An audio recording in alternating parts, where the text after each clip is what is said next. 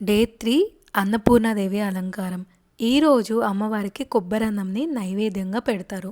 మన అందరి ఆకలి బాధలు తీర్చేది ఆ అన్నపూర్ణాదేవియే కదండీ! ఒక్కసారి మనసులో గట్టిగా సర్వే జన సుఖినో భవంతు అనుకోండి. ఈరోజు ఎంతో రుచికరంగా ఉండే కొబ్బరి అన్నం ప్రసాదంగా ఎలా చేయాలో చూపిస్తున్నాను. ఒక కప్పు అన్నంని మంచినీళ్ళతో బాగా శుభ్రం చేసి పెట్టుకోండి.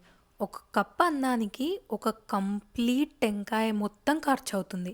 దేవుడికి కొట్టిన టెంకాయ వాడకండి. ఇది ప్రసాదంగా చేస్తున్నాం కాబట్టి ఫ్రెష్ టెంకాయ తెప్పించి దాన్ని ఇలా పీసెస్‌గా కట్ చేసి బాగా మిక్సీ పట్టించండి మెత్తగా అయ్యేంత వరకు. నెక్స్ట్ స్టెప్ కొంచెం కష్టంగా అనిపిస్తుంది కానీ అస్సలు కష్టం ఏమీ కాదండి. కింద ఒక కప్పు పెట్టేసి దానిపైన ఒక పల్చటి క్లాత్ వేసుకోండి. మిక్సీకి వేసుకున్నాం కదా, ఆ కొబ్బరి తురుముని ఇలా క్లాత్‌లోకి వేసేయండి.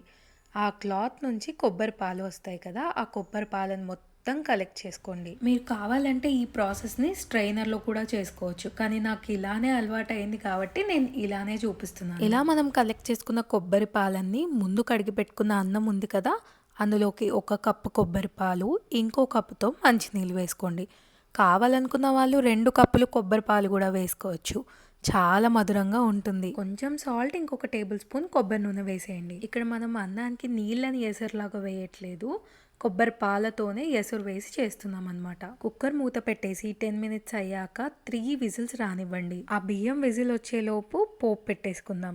కడాయి పెట్టేసి 1 టేబుల్ స్పూన్ కొబ్బరి నూనె వేసి కొన్ని వేరుశనగకాయలు వేసి 1 నిమిషం పాటు కలుపుకోండి. తర్వాత 1 టేబుల్ స్పూన్ పచ్చిశనగపప్పు, మినపప్పుని వేసుకొని కొంచెం జీలకర్ర ఆవాలు, 2 తరిగిన పచ్చిమిరపకాయలు, కొన్ని గోడంబులు వేసి కలుపుకోండి గోల్డెన్ బ్రౌన్ కలర్ వచ్చేంత వరకు.